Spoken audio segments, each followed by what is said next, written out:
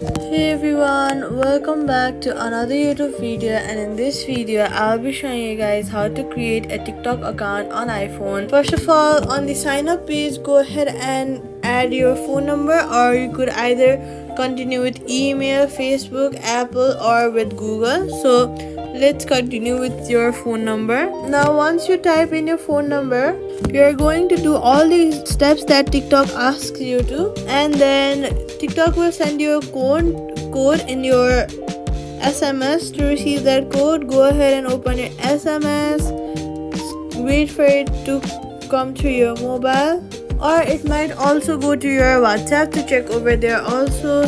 Once you get your code, enter your 6-digit code, and then you will have a new account. Or if you have already made an account before with the same phone number, then you will log into that account.